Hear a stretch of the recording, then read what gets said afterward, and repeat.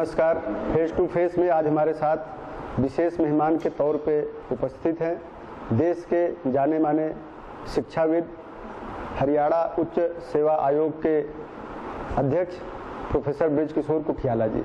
कुठियाला जी से आज भारतीय पत्रकारिता के बदलते स्वरूप के बारे में विस्तार से बातचीत करेंगे। कुठियाला जी, आपका बहुत बहुत स्वागत है हमारे चैनल में। नमस्कार।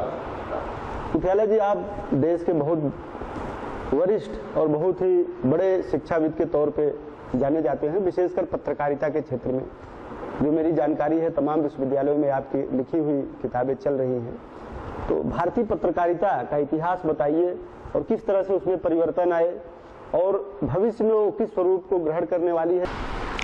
भारतीय पत्रकारिता के इतिहास को अगर हम देखना चाहें तो 3 पैमानों पर देखना पड़ेगा।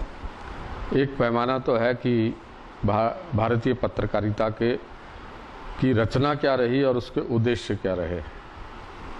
दूसरा है भारतीय पत्रकारिता में टेक्नोलॉजी का इतिहास, और तीसरा है भारतीय पत्रकारिता में जो ओनरशिप, मालिक और पत्रकार के संबंधों का इतिहास। तो अगर हम पहले उस पर चलें कि भारतीय पत्रकारिता के उद्देश्य क्या रहे, तो जैसा कि आपने अभी कहा कि भारत में पत्रकारिता प्रारंभ हुई ब्रिटिशर्स के द्वारा। ब्रिटिशर्स से प्रेरित पत्रकारिता प्रारंभ हुई और धीरे धीरे ऐसा समझ में आने लगा कि अगर जनमानस के साथ संबंध बनाना है और जनमानस को भी आज़ादी की लड़ाई में अपना सहभागी बनाना है, उनका सहयोग लेना है, तो जनसंचार के माध्यम के रूप में समाचार पत्र और पत्रिका का प्रयोग करना पड़ेगा। तो आप देखेंगे कि जो प्रारंभिक पत्रकारिता थी वो समाचारों की पत्रकारिता कम थी, वो विचारों की पत्रकारिता अधिक थी। चाहे वो महात्मा गांधी के समाचार पत्र जो उन्होंने 3-4 चलाए, या गोखले जी के समाचार पत्र चलें, या जो प्रारंभिक काल में 1905 में जो बंगाल में महर्षि अरबिंदो ने जो समाचार पत्र चलाए, दक्षिण में जो समाचार पत्र तमिल भाषा में चले, या पंजाब में जो पंजाबी में समाचार पत्र चले, हिंदी में समाचार पत्र, इवन अंग्रेजी में भी जो समाचार पत्र चले, वो कुल मिलाकर के प्रारंभिक काल में लोगों से अलग अलग आज़ादी के आंदोलनों की जो भूमिका थी वो रखने के लिए और लोगों को अपने साथ जोड़ने के लिए प्रयोग किया गया, जिसको कि जैसा कहा जाता है, आपने भी कहा, मिशन की पत्रकारिता। एक उद्देश्य था, उस उद्देश्य को प्राप्त करने के लिए समाचार पत्र निकाले गए। मान लीजिए चंपारण का आंदोलन था, उस समय उस क्षेत्र में एक समाचार पत्र उभरे, जैसे ही वो चंपारण का आंदोलन समाप्त हुआ, वह समाचार पत्र समाप्त कर दिए गए। साथ ही साथ एक पैरेलल समानांतर एक पत्रकारिता, अंग्रेजी की पत्रकारिता प्रारंभ हुई, जो अंग्रेजियत को और अंग्रेजी राज को वो स्थापित करना और उसको ही ऐसा एक विकल्प मान के चलना कि भारत में आज़ादी की आवश्यकता नहीं है, ऐसा चला।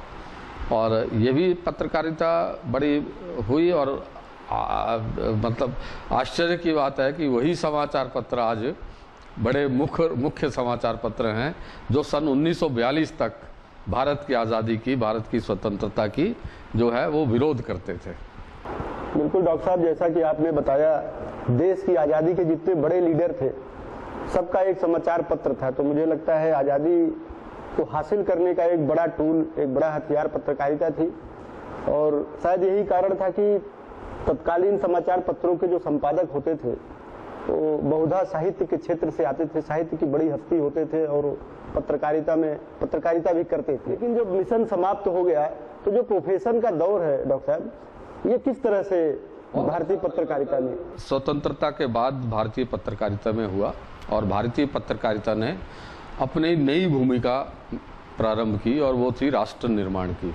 राष्ट्र के पुनरुत्थान का कार्य हमारी पत्रकारिता ने प्रारंभ किया, चाहे वो अंग्रेजी की पत्रकारिता थी, हिंदी की थी, या भारतीय भाषाओं की।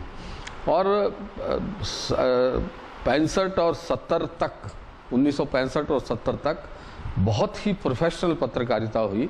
और उस समय की पत्रकारिता को देखते हुए अमेरिकन विद्वानों ने, अमेरिकन पत्रकारिता के विद्वानों ने ये कहा कि जिस प्रकार की पत्रकारिता उस समय भारत में थी, वैसी पत्रकारिता यूरोप में भी नहीं थी। इतनी स्वतंत्र, निष्पक्ष और सकारात्मक पत्रकारिता, रचनात्मक पत्रकारिता नहीं थी। छवि बनी जो फटी हुई चप्पल, फटा हुआ कुर्ता और कंधे पे एक झोला और केवल सत्य के पक्ष लेना और असत्य को तोड़ना, ऐसा उनकी एक छवि बनी। और ऐसा माना जाता है कि इमरजेंसी तक, आपातकाल की घोषणा तक ये दौर चला। सकारात्मक और रचनात्मक पत्रकारिता का आवश्यक नहीं है। साहब, अभी आपने इमरजेंसी के दौर की बात की, तो मैं एक युक्ति के बारे में सुनता हूँ कि हमने झुकने को कहा तो पत्रकार लेट गए, तो ये भी शायद अडवाणी जी जब जनता गवर्नमेंट का राज्य आया तो सूचना और प्रसारण मंत्री बने, तो उन्होंने कहा कि journalist were expected to bow down but they crawled. उनको इंदिरा जी के समय में, इमरजेंसी के समय में उनसे, इमरजेंसी के समय में एक बड़े वर्ग ने, पत्रकारिता के वर्ग ने उसका विरोध किया, बड़ा साहसिक विरोध किया। परंतु मुख्य समाचार पत्र और मुख्य जो लीडिंग पत्रकार थे, उन्होंने पत्रकारिता पे के नाम पर धब्बा लगाया और वो उस समय की सरकार के मतलब आप समझ कह सकते चाटुकार पत्रकार बने। ये बहुत ही बुरा एक दौर था पत्रकारिता का। ये आज की पत्रकारिता उस दौर से गुजर रही है। पत्रकारिता का लाभ से लोभ के स्टेज में जो जाना है, इसमें आप संपादकों का कितना योगदान मानते हैं? संपादक एक अपने आप में संस्था हुआ करता था जो अपने एडिटोरियल टीम, अपने सहकर्मियों के लिए लड़ जाता था।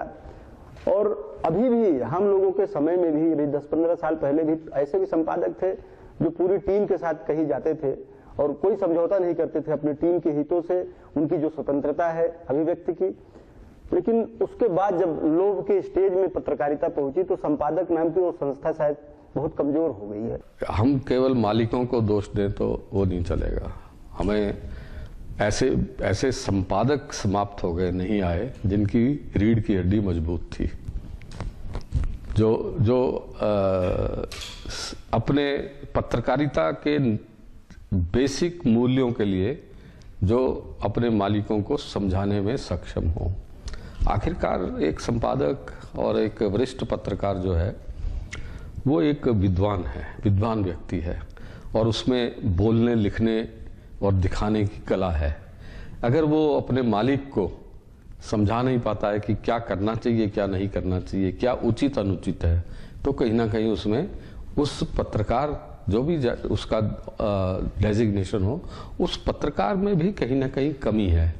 तो वैसे पत्रकार जब आना प्रारंभ हो गए और जो मालिकों के अनुसार खबर के बजाय बिकने वाली खबर के बजाय विज्ञापन और खबर के बजाय मार्केटिंग।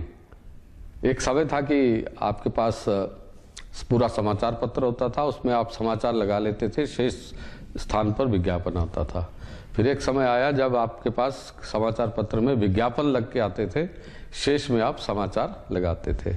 और आज ऐसा समय आ गया कि आपके पास बहुत कम स्पेस समाचार के लिए छपती है और कोई मुख्य समाचार भी है और कोई विज्ञापन आ गया तो विज्ञापन को प्रायोरिटी मिलती है, समाचार को नहीं मिलती। और कहा गया कि समाचार तो एक बिकाऊ चीज है, एक पैकेज है, इसको अगर ये बिकने वाला नहीं है तो इसको समाचार पत्र में लाने की आवश्यकता नहीं है। न्यूज़ बुलेटिन्स में भी ऐसा हुआ। तो ऐसा कहीं ना कहीं संपादक ही नहीं मगर पूरी पत्रकारिता का जो एक गिरावट आई, उसके लिए मालिक जिम्मेवार हैं, उसके लिए समाज जिम्मेवार है, उसके लिए सरकार जिम्मेवार है और उसके लिए पत्रकारिता का वर्ग स्वयं भी जिम्मेवार है। डॉक्टर साहब, समाज के सभी तबकों में गिरावट दर्ज की गई पिछले कुछ दशकों में बहुत तेजी से। जो राजनेताओं को लोग भगवान मानते थे, और नेता का मतलब ही कहा जाता था जो राह दिखाने वाला हो, जो एक समाज को, एक संख्या को लीड करता था। और सबसे ज्यादा पत्रकारों को कटघरे में खड़ा करने वाला वही तबका है जिसके सामाजिक मूल्यों में बहुत जबरदस्त गिरावट दर्ज की गई। तो एक पत्रकार को, मैं बहुत आपसे आपके बच्चे की तरह हूं, तो एक पत्रकार के नाते हम उनसे कैसे बचे जब हमारे ऊपर सवाल किए जाते हैं कि पत्रकारिता में इस तरह की गिरावट है, पत्रकारिता ब्लैकमेलिंग हो गई है।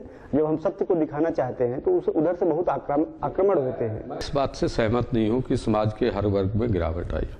आप देखेंगे कि हमारे समाज के कुछ वर्ग जो है वो बहुत उन्होंने अच्छे काम किए, जिसके कारण से आज भारत जो है वो आज है, और जिसके कारण से भारत में पूरे विश्व में भारत की एक छवि बनी है। आईटी का क्षेत्र है, साइंस एंड टेक्नोलॉजी का क्षेत्र है। अपना साइंटिस्ट ने कोई कमी नहीं रखी, उसमें कोई गिरावट नहीं आई। हमारा आईटी इंफॉर्मेशन टेक्नोलॉजी के क्षेत्र में कोई कमी नहीं आई। हमारा अध्यापक आज अगर पूरे विश्व में आईटी और मेडिसिन के क्षेत्र में हम सिरमौर हैं तो अध्यापकों के कारण है। जो आईटी का या जो डॉक्टर या आईआईटी में जो व्यक्ति जाता है और पढ़ करके वैश्विक स्तर पर जिसको कंपटीशन में वो सबसे आगे रहता है, उसके बनाने में कहीं ना कहीं अध्यापक की भूमिका है। तो हर एक वर्ग में गिरावट आई ऐसा नहीं है।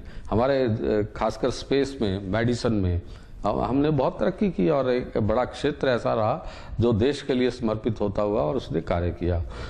सोशल मीडिया का जमाना है और ऐसा कहा जाता है कि जो समाचार पत्र है उनकी पाठक संख्या बहुत तेजी से घट रही है, और जो लोभ से जो लाभ का उन्होंने वर्णन किया था उस लाभ में भी बहुत संस्थानों में कमी दर्ज की गई है। तो ये जो सोशल मीडिया कितना चैलेंजिंग है प्रिंट मीडिया और इलेक्ट्रॉनिक मीडिया के लिए? देखिए, भारत में और विश्व में ट्रेंड अलग अलग है। यूरोप और अमेरिका में प्रिंट मीडिया, प्रिंटेड मैटर की रीडरशिप, पठनीयता कम हो रही है, मगर भारत में सोशल मीडिया भी बढ़ रहा है और रीडर्स भी बढ़ रहे हैं। समाचार पत्रों की सर्कुलेशन भी बढ़ रही है और समाचार पत्रों की संख्या भी बढ़ रही है। इसके आंकड़े स्पष्ट हैं। कारण ये है कि भारत में लगभग एक समय में 1/3 से अधिक हिस्सा जो था भारत का वो अनपढ़ था।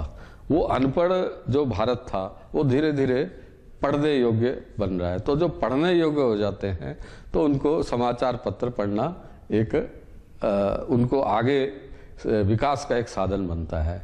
इसलिए जब तक भारत में 100% लिटरेसी नहीं होती तब तक जो प्रिंट मीडिया है वो बढ़ेगा। परंतु एक समय ऐसा अवश्य आएगा जब जैसे विश्व में प्रिंट मीडिया धीरे धीरे कम होता जा रहा है और सोशल मीडिया बढ़ता जा रहा है। वो भी जब आप सोशल मीडिया की बात करते हैं तो आपको ये भी ध्यान रखना पड़ेगा कि ई पत्रकारिता जो आपके ई वर्जन है, इंटरनेट वर्जन समाचार पत्रों और पत्रिकाओं के हैं, उनकी रीडरशिप बढ़ती जा रही है और उनका स्कोप भी बढ़ता जा रहा है। तो कहीं ना कहीं पत्रकारिता का स्वरूप बदला है, मगर पत्रकारिता का महत्व और पत्रकारिता पर समाज का विश्वास वो नहीं बदला है। और देश में पत्रकारिता मजबूत हो, जन कल्याणकारी पत्रकारिता, उसके लिए सेल्फ रेगुलेशन मुझे लगता है कि उनको करने दिया जाना चाहिए। और कुछ पत्रकारों ने इसकी पहल भी की है, जिसका उदाहरण है एनबीए, नेशनल ब्रॉडकास्ट एसोसिएशन।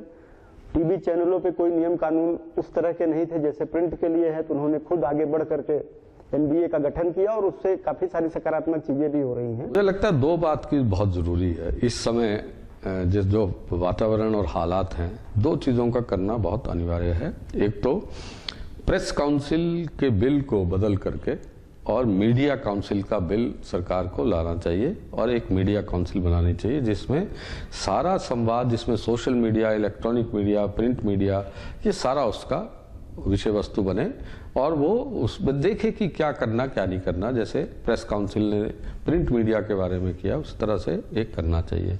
दूसरा, समय आ गया है कि हम अपने भारतीय मीडिया की समीक्षा करें। हमको हमारा मीडिया कैसा बना, हमको कैसा मीडिया बनाना चाहिए और उसके लिए क्या प्रयास करने चाहिए। तो एक तो मीडिया काउंसिल बनाना ज़रूरी है और 2 प्रेस कमीशन बने थे। एक प्रेस कमीशन पहले बना था, फिर दूसरा बना था, बहुत लेट हो चुका है। हमको एक मीडिया कमीशन भी बनाना चाहिए जो एक सीमित समय में पूरे मीडिया का अध्ययन करके और ये उसकी प्रस्तुति करे कि मीडिया में क्या करना आवश्यक है। उसमें एक बहुत बड़ी आवश्यकता ये है कि मीडिया में जो मीडिया कर्मी है, जो पत्रकार है, उसकी समाज में स्थिति क्या है, उसकी आर्थिक स्थिति क्या है, उसकी सामाजिक स्थिति क्या है, उसकी जॉब सिक्योरिटी क्या है, उसका जॉब का प्रोफाइल का डेफिनेशन क्या है। ये सब जो प्रेस कमीशन ने बहुत पहले किया था, एक बार फिर से उसका एक मूल्यांकन करना और उसको करना। और वेज बोर्ड जैसा एक तो एक हिस्सा है। वेज बोर्ड को हम लोग न्यायालयों में जाकर के उसको घुमाते रहते हैं, परंतु मीडिया कमीशन में एक बहुत बड़ा एक विषय ऐसा लेना चाहिए कि अगर हमारा मीडिया कर्मी ठीक ठाक नहीं होगा तो हमारा मीडिया ठीक कैसे हो सकता है। अगर डॉक्टर बीमार है तो वो समाज की स्वास्थ्य को कैसे ध्यान रखेगा। अगर मीडिया कर्मी को संवाद की स्वतंत्रता नहीं है, उसके परिवार की देखभाल की अच्छी व्यवस्था नहीं है, तो फिर हमारा मीडिया कैसे अच्छा हो सकता है। शिक्षाविद हैं, पूर्व वाइस चांसलर हैं, इस विधा में हमारे नवयुवाओं के लिए, जो युवा आ रहे हैं, उनके लिए रोजगार और उनके भविष्य के लिए क्या संभावनाएं देखते हैं? देखिए, एक आपको बात थोड़ी सी अजीब लगेगी। आज जब हम नए मीडिया के क्षेत्र में जब हमारा संपर्क होता है तो हमको ये कहा जाता है कि हमारे पास काम करने वाले लोगों की कमी है। कमी किस तरह के लोगों की है? जो एक से ज़्यादा मीडिया में एक साथ काम कर सके, वो प्रिंट मीडिया में भी काम कर सके, उसका जो कंटेंट है प्रिंट मीडिया के लिए, रेडियो के लिए, टेलीविज़न के लिए, सोशल मीडिया के लिए एक साथ बना सकते हों। ऐसे लोगों की आवश्यकता है जो कैमरा भी कर सकता हो, जो फोटो एडिट भी कर सकता हो, जो वीडियो एडिट भी कर सकता हो और साथ के साथ वो बाइट लेने की भी क्षमता रखता हो। ऐसे मल्टीटास्किंग लोगों की आज नए मीडिया में, इवन समाचार पत्र और टेलीविज़न में आवश्यकता है। डॉक्टर साहब, आप बहुत ही नवाचारी व्यवहार के व्यक्तित्व हैं, ऐसा हम लोग सुनते रहते हैं, पढ़ते रहते हैं। हमारा ये प्रोग्राम पर्सनालिटी बेस्ड प्रोग्राम है, तो अब अंतिम सवाल आपके व्यक्तित्व से है, आपके व्यक्तिगत जीवन के बारे में है। कहाँ आपका जन्म हुआ, किस तरह से शिक्षा दीक्षा हुई और पत्रकारिता के क्षेत्र में कैसे आए, और आपकी अब तक की जो सफलता का श्रेय देना हो चंद शब्दों में तो किसे देना चाहेंगे?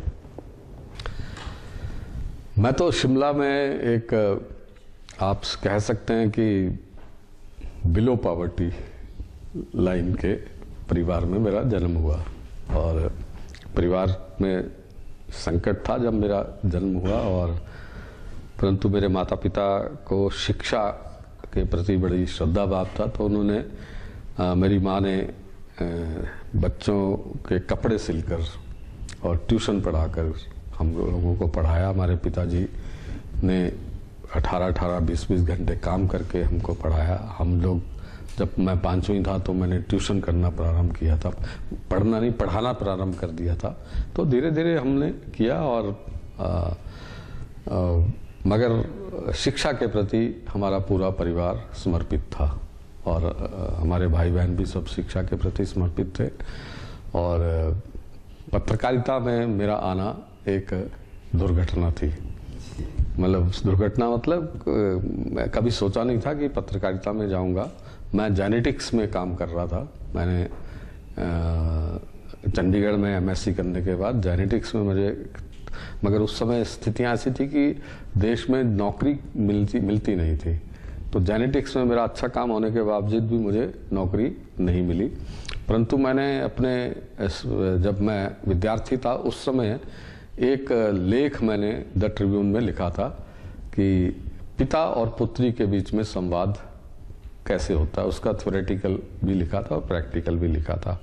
एक नौकरी निकली, मैंने भी अप्लाई कर दिया और उस लेख के आधार पर मुझे चुन लिया गया कि भाई आप तो कम्युनिकेशन में आ जाइए, और एक प्रोजेक्ट, रिसर्च प्रोजेक्ट मुझे दिया गया जो कि कम्युनिकेशन पे था कि परिवार नियोजन का जो मैसेज है वो लोगों को क्यों नहीं उसको समाहित लोग क्यों नहीं कर पाते, ऐसा रिसर्च मुझे किया। उसमें मेरा मन लगा तो धीरे धीरे फिर Indian institute of mass communication ने मुझे रिसर्च के लिए रख लिया। जब मैं 10-12 साल रिसर्च किया और काफ़ी अच्छी रिसर्च मतलब अंतर्राष्ट्रीय स्तर पर अपना नाम होने लगा, तो फिर मुझे कहा गया कि आप अध्यापन में आ जाइए। और रिसर्च में भी मेरी रुचि थी, तो मुझे रिसर्च पढ़ाने का और करने का काम दे दिया गया। तो जब दे दिया गया तो फिर तो बढ़ते गए आगे। और एक समय ऐसे आया कि Indian institute of mass communication में मैं 22 साल काम किया। तो एक समय ऐसा आया कि कुरुक्षेत्र विश्वविद्यालय ने कहा कि हमको एक विभाग बनाना है और आप थोड़े दिन के लिए वहाँ आ जाइए। मेरी रुचि नहीं थी किसी राज्य के विश्वविद्यालय में जाने की, मगर मुझसे कहा गया कि आप जाइए, तो मुझे भी लगा कि अगर मेरे कारण से कहीं एक डिपार्टमेंट बनता है तो बनाना चाहिए। तो मैं 3 महीने के लिए वहाँ गया। जब 3 महीने के लिए गया तो मुझे विश्वविद्यालय में इतना अच्छा लगा कि मैं वहीं पर अध्यापन में आ गया, विश्वविद्यालय अध्यापन में आ गया। वहाँ पर फिर एक हरियाणा में नया विश्वविद्यालय बनाने की बात हुई, तो मुख्यमंत्री ने मुझसे कहा कि सबसे पहले आप ही जाओ और देखो विश्वविद्यालय बनाओ। तो गुरु जम्बेश्वर विश्वविद्यालय बना। मैं वहाँ से 2008 में मेरा सेवानिवृत्ति हुई। तो सेवानिवृत्ति से पहले ही कुरुक्षेत्र विश्वविद्यालय की जो एग्जीक्यूटिव काउंसिल थी, उन्होंने अपने हिस्ट्री में पहली बार एक रेजोल्यूशन पास किया कि हमको कुठियाला को वापस लाना है। तो हम लोग कुरुक्षेत्र में वापस आ गए। तो institute of mass communication and media technology वहाँ पर बनाया। और एक दिन अपने ऑफिस में बैठे हुए थे तो मध्य प्रदेश से फ़ोन आया कि आपको माखनलाल विश्वविद्यालय में काम करना है। तो वहाँ चले गए। एक टर्म ख़त्म हुआ तो मैंने सोचा अब रिटायरमेंट करते हैं। तो उन्होंने कहा एक टर्म और करना है। तो 8 साल वहाँ हो गए। वहाँ से तैयारी हो रही थी कि अब हम बच्चों के पास रह के अपना जीवन बिताएंगे। तो फिर हरियाणा से ये आ गया कि आपको ये उच्च शिक्षा परिषद में जो हरियाणा के जो 700-800 कॉलेज और 50 के करीब जो विश्वविद्यालय और संस्थाएं हैं, उनको थोड़ा बहुत ठीक करना है। तो चंडीगढ़ आ गए। तो ये तो लुढ़कता हुआ पत्थर है जो नदी में पानी के साथ बहता गया और कहीं ना कहीं कभी अटकते गए, कभी चलते गए। नहीं, बिल्कुल कुठियाला जी, आप पूरे देश के ऐसे बच्चों के प्रेरणा स्रोत हैं जो गरीबी में पल रहे हैं, लेकिन अपनी उस गरीबी से पैदा भले गरीबी में हो लेकिन मरना अमीरी में चाहते हैं, और ये होना भी चाहिए। स्ट्रेंथ क्या है? मुझे लगता है कि मुझे जो सबसे ज़्यादा आनंद आता है वो कक्षा में जाकर क्लास को पढ़ाना। मैं सारा श्रेय जो है अपने विद्यार्थियों को ही देता हूँ। ख्याला जी, शायद इसीलिए चाणक्य ने कहा था उसका शिक्षक तय करता है कि राष्ट्र का क्या स्वरूप होगा। और आप इस राष्ट्र के ऐसे ही शिक्षक हैं जिन्होंने इस देश में हजारों नहीं, मैं समझता हूँ लाखों पत्रकारों को आपने बनाया। आपकी उंगली पकड़ के लोगों ने चलना सीखा और आज देश के मीडिया में प्रमुख स्थानों में है। कई को मैं व्यक्तिगत जानता हूँ। आप हमारे शो में आए, अपना बहुमूल्य समय दिया, अपने जो अनुभव है उसे हमसे बांटा, इसके लिए आपका बहुत बहुत हार्दिक धन्यवाद और आभार। मुझे भी बहुत आनंद हुआ आपसे बात करके। आप सबका धन्यवाद। दर्शकों को नमस्कार। ये थे हमारे साथ हरियाणा उच्च सेवा आयोग के अध्यक्ष और पूर्व कुलपति माखनलाल चतुर्वेदी, राष्ट्रीय पत्रकारिता विश्वविद्यालय भोपाल, प्रोफेसर ब्रजकिशोर कुठियाला जी, जिन्होंने भारतीय पत्रकारिता का इतिहास, वर्तमान और भविष्य तीनों के बारे में विस्तार से चर्चा की और बताया कि किस तरह से पत्रकारिता में रोजगार के सृजन हो रहे हैं और जो भविष्य में इस विधा में आने वाले जो हमारे युवा हैं, जो पत्रकार बनेंगे, जो देश का भविष्य गढ़ेंगे, उनको किन किन चीजों की भविष्य में जरूरत पड़ने वाली है। अगले सप्ताह मिलेंगे ऐसे किसी अन्य शख्सियत के साथ। तब तक आप देखते रहिए साधना प्लस।